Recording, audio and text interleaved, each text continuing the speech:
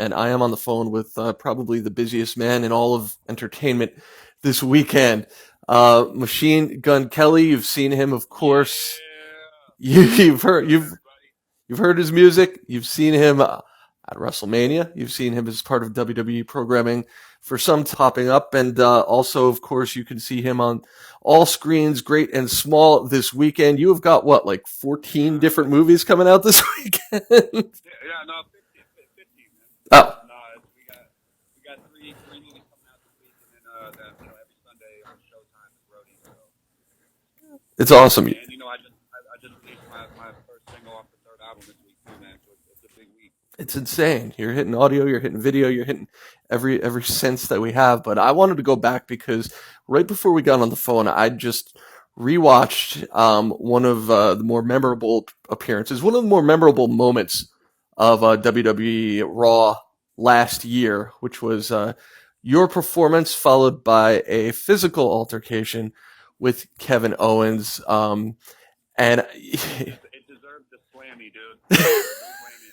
I want WWE to reconsider that moment. well, let's go back. You can always tell when a celebrity shows up on wrestling TV. You can always tell those who are there because it's an obligation, it's a responsibility, it's a one-time opportunity to promote something, and those who are there because they also just really, really want to be there. And it is very clear, the fact that you've been involved for some time, that you're someone who is just loving it. So how did you first get into wrestling in your life?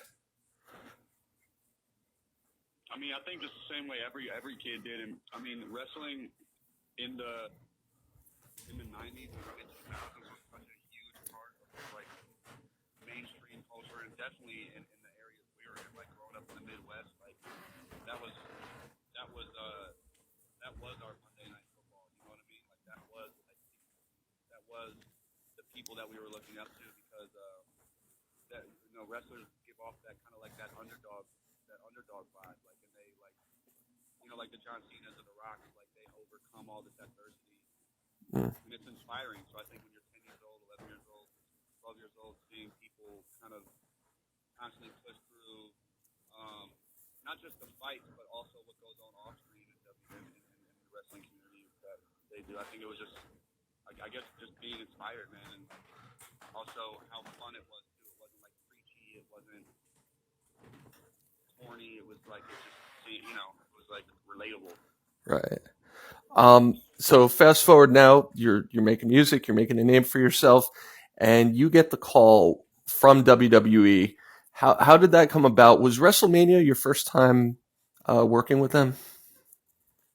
I'm trying to think back in my memory. I linked up with them prior to, because John Cena really thought that the song Invincible matched his movement that he had going on. Mm-hmm. And like what kind of described where he was at in his career. So as my song started to play a soundtrack to really one of the most popular wrestlers in wrestling history, like I think our brands just like grew closer together, and then it culminated with the WrestleMania appearance. And what was that like for 10, 12-year-old you still living inside you to find out, all right, I'm now going to be performing in front of like 70, 80,000 people, the biggest wrestling event of the year? I felt like I was performing at the Super Bowl, man. I mean, that's like an opportunity to perform in front of that many people is only stuff that like Madonna does, or like the Rolling Stones, or you know what I mean? Like you're not just some like kid from Cleveland just getting to go on a stage perform in front of 80,000 people. It doesn't just happen like that. So I don't even think like to this day I've even like been able to soak that moment up as much as I wanted to, because it was just so unreal. Mm. And that wasn't the end for you, of course. Fast forwarding again, you came back. You were on Monday Night Raw last year. You performed live TV, of course, to millions and millions around the world. And then, of course, you and Kevin Owens, you ended up being powerbombed off the stage, which is a pretty dramatic. Who is not, part of the show technically. Right. Was that something that you Was it kind of a dream to be able to be physically involved like that? Dude, 100%, 100%. Yeah. Was it? I mean, did it? Was it something that you kind of initiated? Was it the idea of you being that involved in that way? Was it something they brought to you, or where did the idea come from? I think the idea came from I didn't like the guy and I wanted to piss him off. I mean, it's interesting because you know, obviously, a guy who is not a likable individual on TV, but still that moment, just because of the dramatic craziness of it all, one of the big reactions that you'll ever get from a live crowd, just because it's like, wow, is this really happening? Did you expect that kind of ovation, that kind of explosion for you being tossed off of a stage? Nah, man, nah. But I'll tell you what, I'll never turn down an opportunity for a whole arena to start an MBK chant. All right, cool. So, looking down the road, are you still looking at, on top of everything else that you're doing anything else with them in the future? Would you like to be back on Raw or back in that ring? Yeah, man, I'd love to slap a table across Kevin Owens' head, and then I would love to do another performance that incorporates more of my band and kind of gives more of a like. I would love to perform Bad Motherfucker on either Raw or WrestleMania, because that's the song I have with Kid Rock, and I think it just like matches the feel of WWE so much. Mm-hmm. All right, cool. Yeah, I think that's perfect for that interview. Thank you. And then everything else, I just want to, hit sort of everything else and just once again go back and address the fact that, you've got all these movies coming out now. Do you feel like, how do you feel today? Like a day like today, on the onset of a weekend of all these projects that you have finally coming out to the public, does this feel like one of the landmark days of your career? I'm pretty good at like keeping myself in a real dark place at times that I shouldn't be. So I'm really trying hard to quit desiring more and just appreciating what's already there. Mm-hmm. It seems like I'm one of those people that has the personality where it's like if I win an award, I wake up at the next day and I'm like, oh, well, I didn't win this award though, or this didn't happen, or Right. And so I think today is the first day after having like a long talk yesterday with my team. Like I think today's the first day where I gotta give the universe those grateful vibes, because it's put so much awesome stuff in front of my plate that like I just need to eat it and enjoy it and stop, wanting to order more, because Right. everything I wanted is right there in front of me, and I'm like beyond happy. I just need to, like, I know I'm supposed to be beyond happy. I'm just, now I'm actually kind of believing it, which is really cool, and it's a relief, because I don't want these times to pass by and me feel like I didn't appreciate it while I was there. Is that? So yes, I'm feeling very happy today officially. That's good. I mean, does that feel like inherently for anybody in a position like yours, like you're someone who's got the drive to succeed in multiple industries, all at the same time? Um, I mean, in a way, you almost have to have that never satisfied kind of attitude in order to keep pushing yourself to this success. But is that what it is? Is part of it just that it's real tough to kind of shut that off and just smell the roses? I think that is what it is, man. And I think I spent so many years chasing a day like this that I'm almost like in disbelief that it's here, or like don't know how to actually handle it.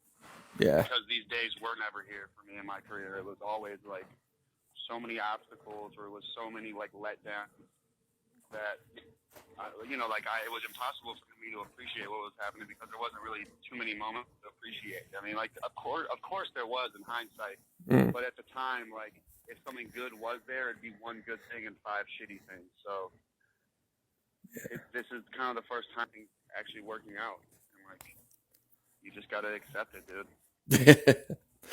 Let's go back a little bit, because a lot of people know you. A lot of people know you for one thing. A lot of people know you for another. But of course, music was your first big breakout road to success. When did the acting come into play? Was that something you always wanted to do, or did it kind of just fall into your lap? No, nothing ever fell into my lap. Unfortunately, I've pretty much been chasing all the things that I'm accomplishing now, whether it's music or modeling or fashion or movies. I think when I saw Jackass when I was in 5th and 6th grade, that was kind of when I was like, wow, here's some people that are like young punks, just like me, listen to music I listen to, look like me, dress like me, and they're also like picking up a camera themselves and like, filming what they do, which is the same stuff that I was doing. It's like, wow, I started picking up the camera and start filming, and I fell in love with documenting my life and being in front of that camera and stuff like that. Is that part of the passion too as well? Do you want to inevitably be doing more behind the scenes as far as writing, producing, directing? Oh yeah, definitely. I have a short film that I really want to kind of bring into fruition within the year. Okay. So let's talk a little bit about Roadies, which is you're in the middle of the first season. It's awesome. I think it's just such an authentic show, or at least even to someone who hasn't been in the music business, it just feels like there's an authenticity there. Everyone on the show feels like they are part of that crew, like they are part of that world. Is that one of the reasons why you were brought into, why you fit well in that project? Is it sort of your own experiences in the music industry that you bring to it? I think what I brought to it was I like to consider myself one of the big pieces of glue in the cast. Meaning, like, when we did that pilot, based off of my experiences on the road, and still to this date, like, these are all people that you bleed with, sweat with, cry with. It's almost like you ride or die with these people. They become your everyday. You go to sleep with them, you wake up with them, you work with them, you eat with them. It's you shower with them. It's like a real family vibe. So, what I had to do was create that and not let it come across like a bunch of actors are trying to, talk about rock and roll, because that just is so un-rock and roll. So when I read this one line in the pilot, which was after they had called me back when I sent my audition tape, they actually sent me the script so I could read it. And there was this line that my twin sister says where in the pilot where she goes, Jimi Hendrix and Kurt Cobain didn't die to become crop tops at Urban Outfitters. And like that line amongst so many other gems, I was like, you know what? Some fucking actor can't deliver this line. Like, this has to be delivered by someone who like really feels it and like loves it and lives it. And if you meet someone like Imogen, she's not just an actor, she's a fucking music fanatic. Like, she can name 3,000 bands that you and I have never heard of, because she just, her music library just stretches that far in her head. And I would make sure that we would all get together in my hotel room at the Sutton Place in Vancouver, and we would all as a cast party together, drink together, talk shit together, and we just learned so much about each other in the first couple weeks of shooting that's why when you see episodes 2, 3, 4, 5 and on, it just is like the family vibe just screams off of out of your screen. You know what I mean? It's just like when I watch it, I'm like, holy shit, man! Like, these people have known each other for so long, but you know what I mean? Which is good. Like, that was like. Yeah, So I'm like stumbling over what I'm trying to figure out. I'm trying to get the right way out to say it. sure. Basically, like, I played the role of the glue in the cast and really kind of brought everybody together to create one of the most, if not the most authentic family vibes I've ever seen in a TV show. Definitely, and yeah, I think that's probably the strongest thing you get from it. It's something else I Like, wanted. when I'm on set, Mhm. Kellyanne is really my sister. Yeah, When yeah, I'm on set, Milo is really like one of my closest friends. When I'm, that like those are it's all very real. There is no like, all right, action, and I'm all of a sudden just like, okay, I got to turn it on. It's like, nah. Anytime we're around set or on set, it's always on, and it's real. cool. Something I wanted to ask you, just kind of about the show's theme in general, that I take from watching it so far, is kind of the idea of almost like the inherent kind of insanity of being so in love with music or a kind of music. And I feel like you go back to like the first episode and you see people kind of questioning, should I still be a part of this? Should I leave? And they can't and they don't want to because they just love it so much. And then you see he, she's around for the rest of the series, but she just can't help being around the band. And there's almost like a commonality there of like just that love kind of tipping over the edge to the point where it's almost like this fantastic insanity. Like, is that kind of something that you feel like, especially your character, someone who just drawn to being a part of that world, being a part of that lifestyle? Is it almost like like a drug, like an intoxicating kind of thing that nobody wants to kick? I think what you said was like so well put when you said it's a fantastic insanity. My view on music, and I think that the way that it's almost portrayed is that it's a religion. And I think we see the extremists that come out of, religion, whether it's people willing to, go kill a whole entire country just over religious differences, or people willing to, never have sex in order to continue in order to satisfy their religious beliefs, or et cetera, et cetera. I think, music is its own religion, and I think people feel just as passionate and as extreme about that as they do whatever God you're serving, or dedicating your life to. So I think music to these people is that God, and I think or is that drug, because also the main thing on the road, on the show, and in real life, no one wants to fucking go home, dude. No one ever wants to go home. Mm-hmm. Do you know what it's like? Why would you're around screaming, not in a bad way, but like fans screaming for something that you've set up and you created, and all this hustle and bustle and this fast lifestyle and new people every day, and then all of a sudden you just go home. Right. You just got to sit. No one wants to do that. So I think you're right, man. I think it is a drug, and everyone's just searching how to find more of it. Yeah. Um, you mentioned before, of course, you've also got 2 new songs you're promoting. Um, at what point does this get challenging for you now? You are blowing up in so many different ways, so many different places. You've only got so much time in the day. Is there going to be a point where one area of your career starts to be put on the back burner a little bit more? Is there somewhere you want to focus in the future? Ironically, I think that the actual art and creation of all this stuff is not too much for me. I actually think the part that I can't handle, along with the rest of it, is the press, man. Sorry. No. Like I said, that does not mean I do not want to be on the phone. That's not what I'm saying. No, It means that basically, like, the part that is hard for me is to like be this person that says everything other people want me to say, or like, or want the other people want to hear. Mm-hmm. So, if like I'm from Cleveland, I don't have any famous parents. I don't have any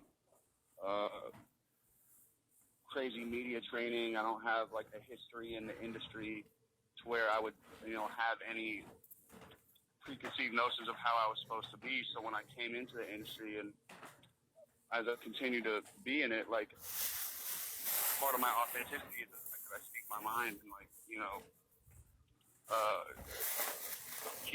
keep it real. And I think that for me to be asked to kind of like put a lot of my energy into correct or keeping it, authentic only to a certain point, just so that people can be satisfied with what I say, or I don't offend somebody, or don't do it. I think like that becomes like a full job in itself, and it kind of like sucks a little bit of the creative like pleasure out of it for me, because you want to be able to say what you want. It's like as an artist, you want to be able to paint what you want, record what you want, do what you want. So, I guess sometimes maybe I just keep it a little too real and to clean up than actually what I said. And I think that, like sometimes I feel like I just want to put my energy into actually like making the art and the products that people love so much and not ruin it for people with something that I say, because I like the last thing I want to do is offend anybody or say anything that would piss somebody off, because everything I say is truly said with a good heart, but I think I'm just misunderstood because, like I didn't have the training, or, maybe I'm not aware that was something I say would not sit right with another person, you know what I mean? But everything I do is with a good heart, and I just, so it kind of like defeats me a little bit when I'm like told that, that I fucked something up, or that someone's offended by something I said, or, et cetera, et cetera. It kind of sucks the life out of me a little bit, because those are never my intentions. My whole point in being a part of the culture is to, add good things to it. Mm-hmm. All right. I don't know if that makes any sense. No, it totally does. I mean, basically, you're kind of saddled with beyond just doing all the good stuff you're doing. You're saddled with this whole kind of this other job that takes away your focus from what you're really supposed to be focusing on. So inherently, I think the best way to sum it up with what you just said is I'd rather be an artist than a celebrity. Yeah. Okay. And like an interview like this is so awesome, because like you're a true journalist who like has an opinion on something that I've done, and like has actually watched it and like analyzed it and came with your own conclusion of what I've done. So it's not like interviews like this are ever something that like suck energy out of me. Stuff like this is like, I wish every interview was like this. I wish every interview like was with a journalist who had a perspective and a point of view on something. Mm-hmm. You know what I mean? But it's difficult to like to constantly like pitch yourself, or right, stuff like that. It's easy to have this is a conversation. This is much less an interview rather than a conversation. Yeah. So stuff like this isn't what I'm talking about. But the actual celebrity of it, like going and I'd rather just be an artist. Gotcha. That's cool. Yeah, just one more question for you. Just looking at everything you're doing now, of course, the movies are out, and we'll put in all the specifics and the details and how people can see everything in the article. But what is next for you? I mean, besides everything you're already continuing to do, you talked about your short film. You talked about maybe writing and directing. Are those like your next big goals to do something more significant in that direction, or is there anything else you want to try to focus on getting yourself involved in beyond what you're doing already? I would love for people to kind of see my live show as a piece of art, as well. I'd love to put like spend a lot of effort on, or like, I always have like a really cool microphone stand. Mm-hmm. That we switch those up. We try and do as much as we can stage production wise with the money and budget we have, and I think like just really contributing as much as I can to the art culture. So short film, and maybe I would love to do a photo book. We just have so many photos that we've taken that are a really unique perspective, but I would love to do something outside of just the entertainment aspect. Okay. All right. more something that's directly related to, displaying a piece of work rather than me actually being the piece of work. Gotcha. All right, cool. That's all I got. So, yeah, thank you. That was great. That covered everything I needed for both interviews. So, we're good. Awesome, man. Hey, thank you, man. I appreciate it. All right. Nice to have a great interview. Yeah, Thank you. I appreciate it. Thanks. Have a great day. Bye.